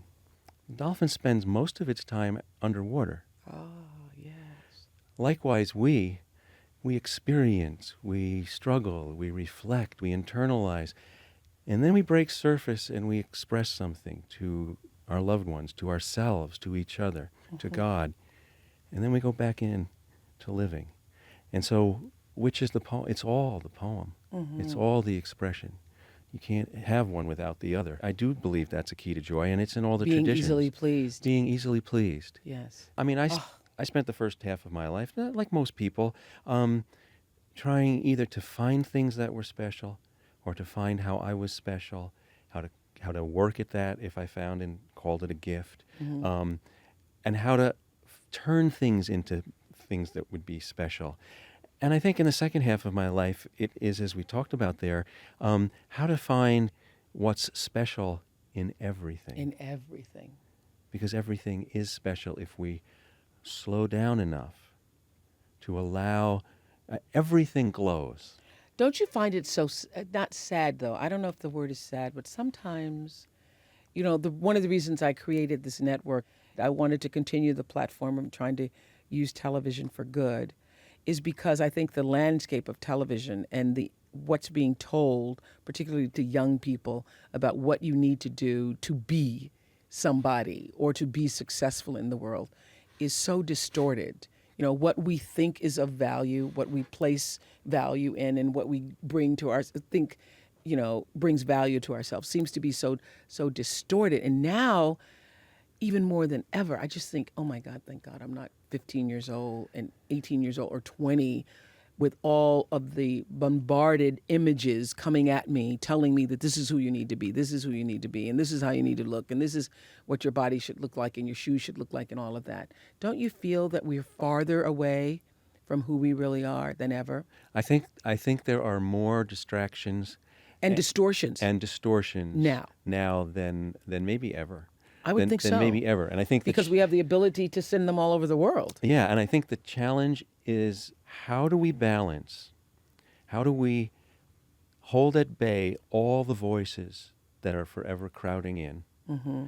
and hear the voice of our own soul, our own unique soul? How can we do that now with all of the voices and multiple voices and bloggers and images? Well, I think that there is more need than ever, mm-hmm.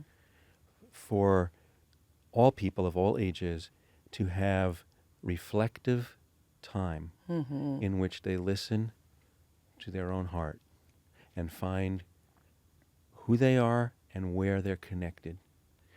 And if we go through time, we have, and I love all the technological advances. I wouldn't want to give them up. Mm-hmm. I'm not one of those people who harkens back to a romanticized primitive time. Yes. But look at how we all do exercise, because wonderfully the physical labor to live and survive has mostly been removed. Okay, so we do exercises and we go to gyms and mm-hmm. we have avocations. Well, we need a whole set of spiritual aerobics. Oh, don't we? Yeah, and I would say for anybody who just wants to begin that process, that the Book of Awakening is a way in. It's just a little space that you give yourself every day. You do that just for yourself, and you will find that the opening to your heart gets wider. It does. Yeah. If you've read Book of Awakening or any of Mark's other 11 books, for that matter, I would like to hear from you right now. Do you love it like I love it? Have you grown from it? Biggest question is, has it opened a space in your heart? Can you feel your heart opening after pursuing these readings for a while? Margot, you're on. Welcome to our Soul Series. Hi, thank you so much for having me. Oh, you're welcome. this is such a full circle moment for me right now. I'm going to try not to get emotional. I have been reading from your book, Mark, for over 8 years and reading it to my yoga students Thank at you. the end of class. And I have truly seen the magic that this book has given to people. Margot, let me interrupt for a second because I was told by Corny, our producer, that you are Pierre's yoga teacher. I am. And that you are the person who gave Pierre this book, Pierre, who gave the book to me. Yeah. Well, that's amazing. I mean, it's a full circle moment, Margot. It's a full circle moment. I mean, if I don't even know how to express it. Do you know what you started? I think that's so fantastic. For years, I've been wanting to write Mark a letter, but this is so much better.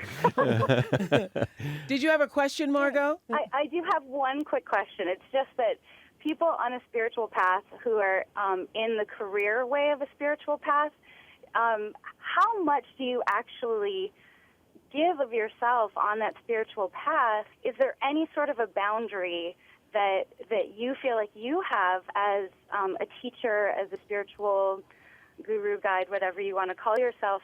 Do you have any sort of boundary that's like, that's too much, that's personal, that's for me? Or do you just give it all? Well, first of all, thank you very much for all that you've done that started this great ripple. And secondly, I defer to say humbly, I'm not a guru, just taking notes like the rest of us and sharing them. But let me say that I find that I need to, and I would encourage the kind of the creation of what I call porous boundaries. When we wall things out, we wall everything out. We'd like to think that we can, it's just understandable. Something bad happens, we want to protect ourselves, we circle the wagons and we wall things out. So when we wall everything out, for the moment we protect ourselves, but we also keep out the resources that will make us resilient. So, by nature, I need to share I need to express whatever it is that's happening to me so that I can stay resilient.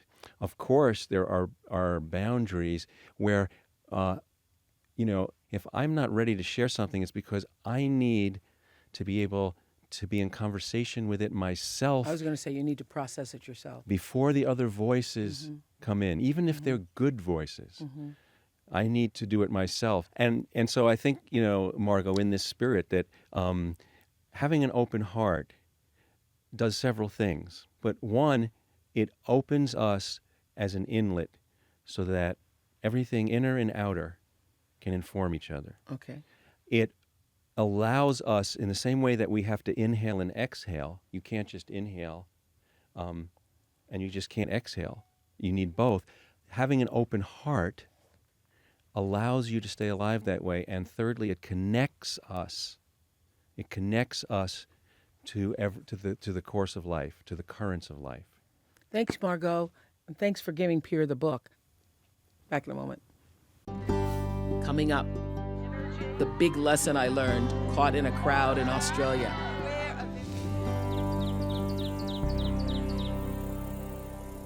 I'm here with author and philosopher Mark Nepo, author of Book of Awakening. And you're on with Mark Nepo. My question for Mark is, I'm wondering how to be truly grateful when you're going through a hard time and you're unhappy. Yeah, thank you. And of course, that's very real and very difficult. And I think you raise another paradox. And I talk a lot about paradox because I have found paradox, the tension between seeming opposites, they've always been great teachers for me. And so here what you're raising, which I identify with, is, we can't deny our humanness. We need to accept our human. Having an open heart means feeling it all. So, I was just writing the other day about being grateful, thanking God that my experiences have hollowed me out like a hollow bone. But I was never thankful while I was being hollowed out. And I think that's very human. So I think the thing for me that when I have experienced difficult things with family or friends or in life situations, it's very hard. I certainly wasn't thankful to the pain in my stomach when I was recently ill. I didn't want it to be there. But trying to hold the larger view at the same time is where gratitude lives. So let me give you an image. If we're at sea and you're in a raft, and the swells of the sea are huge, when you are lifted to the top of a wave, you can see for eternity. Mm-hmm. When you come down into the belly of a wave, you can't see anything. The kind of gratitude we're talking about is not to deny the fact that you're in the belly of a wave and that wave might crash on you, but to never lose sight of the horizon, even though in this moment you're not seeing it. May I put it a different way? Taught to me by Maya Angelou, and if you saw our master class on OWN with Maya, she tells the story of finding the rainbow in every cloud. I don't ever feel I have no help. I've had rainbows in my clouds. And the thing to do, it seems to me, is to prepare yourself so that you can be a rainbow in somebody else's cloud. I remember calling her because she's been a great teacher for me, and I remember calling her upset years ago because somebody had written something or said something and that was untrue, and I was so upset about it. I used to get so thrown every time somebody would say something that was hurtful. And Maya told me to stop it now. I want to hear you say thank you. And I was like, how am I going to say thank you? Did you hear what I said? And she said, I want to hear you say thank you. So I went, thank you. She said, I want you to say, thank you, God. And I went, thank you, God. Thank you, God. And she says, you say thank you because your faith knows that there's a rainbow in the cloud. And when you get on the other side of it, you will be rejoicing. So you can say thank you already for the rejoicing to come on the other side. So Ann, I hope you could do that. Just say thank you, Ann. Thank you so much for calling. So Julie, you're going to be our last caller today. Hi, Oprah and Mark. Thank you so much. I love giving your book as a gift. It's my favorite gift to give. Good. Thank you. My deal is it seems that the more I would like to simplify my life, the busier it seems to become on my way to becoming simple. And after reading your book in the morning, I feel all peaceful, and then I'm off and running, never stopping to breathe throughout the day. Mm-hmm. And I'm just wondering if you have any steps beyond reading in the morning of how to live a more balanced and authentic life in such a distracting world. Julie, that's what the whole book is about. You know what? I think, may I just say before Mark even speaks, I think because I've done this before many times, because I've been on the, quote, spiritual path for forever, and there were times and years of my life where I made it a habit to do the readings. And as I shared, the difference between what I chose to do with Mark's book, I chose to accept the gift in the spirit in which it was given by Margot to Pierre, to me, and to open my heart.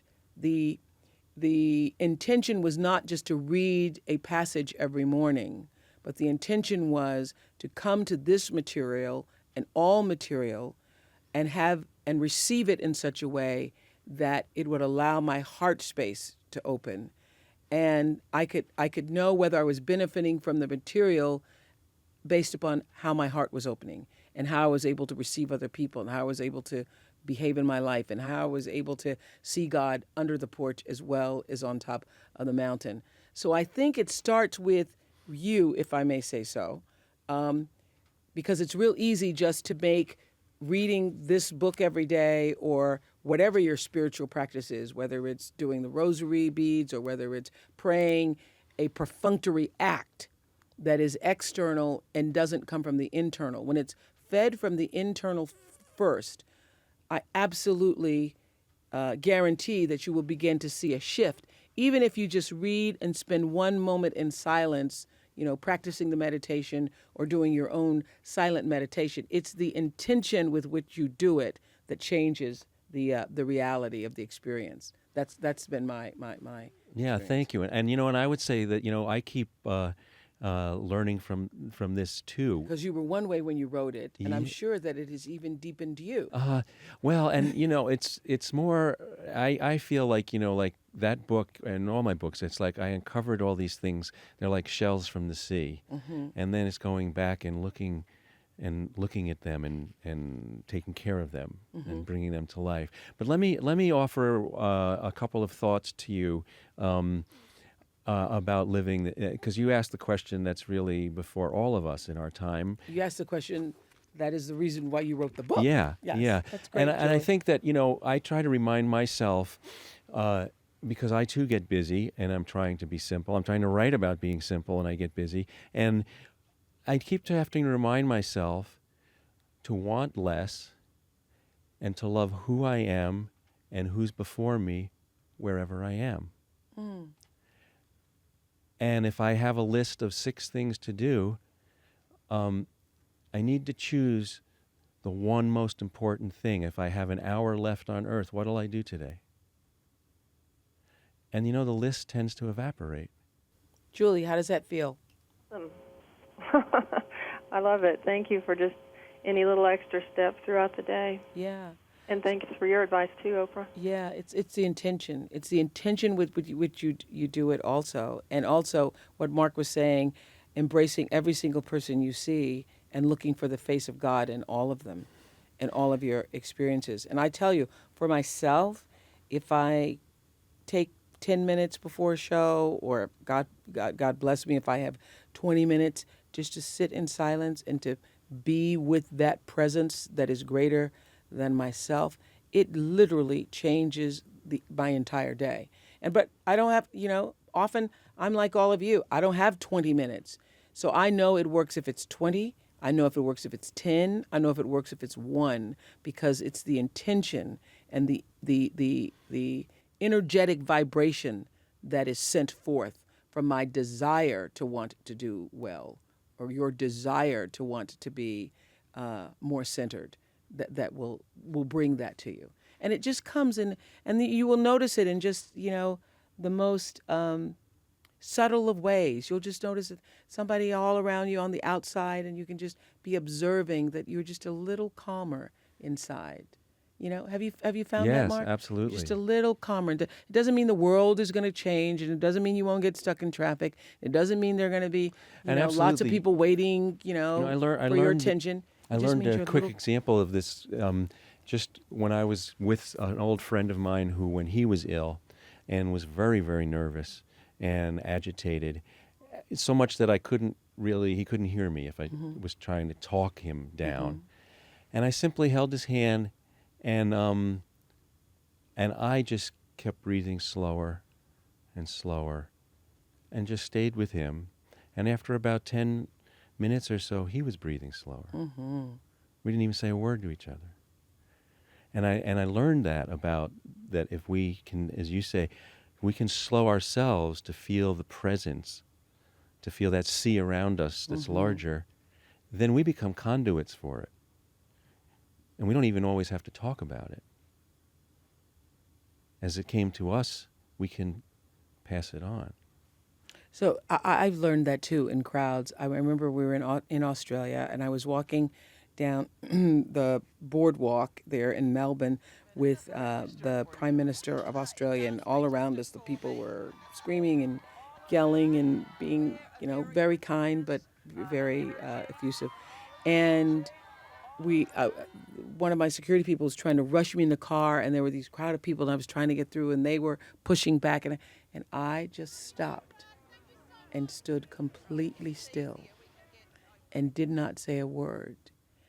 And I watched row after people calm down. I didn't say, because everybody's like, get back, stop, be quiet, stop. I just stopped and stood completely still. Wow. And in about a minute, everybody just come, because they're like, she's not moving anymore. What's going on? And everybody else calmed around me. And that was a great lesson. That was a great lesson that I now practice in my office when it feels like that phone call and that person's waiting and now you got to do this. I just stop and get completely still. It was great. That's wonderful. And it's, the power of being overdoing, which Overdoing. being taking precedence over doing. Yes. Yeah. And I would say that to anybody. If you're in your kitchen and the kids and your husband and the phone calls and all the to-do list, just stop. Get completely still for just a moment and breathe. It'll get better. Mark Nepo, poet, philosopher, thank you so much. You're welcome. Thank you very much. A year's supply, as I have written on the back, a year's supply of inspiration every day. And as you've heard from our viewers and callers, the perfect gift for yourself and also for your friends. See you next time, everybody.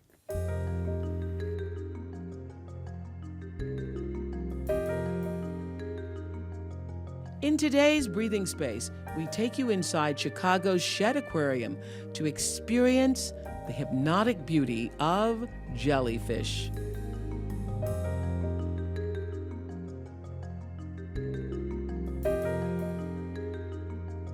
Fragile,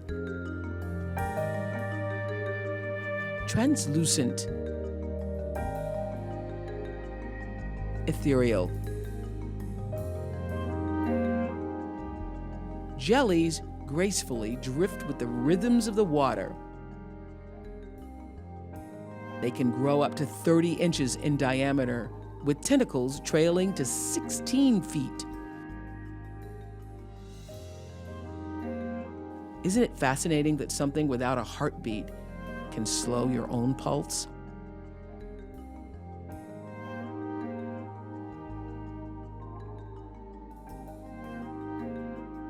And make you contemplate where the currents of your life are taking you.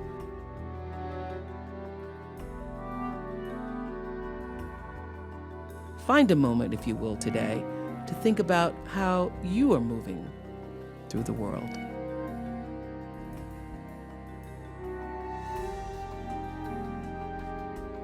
See you next Sunday.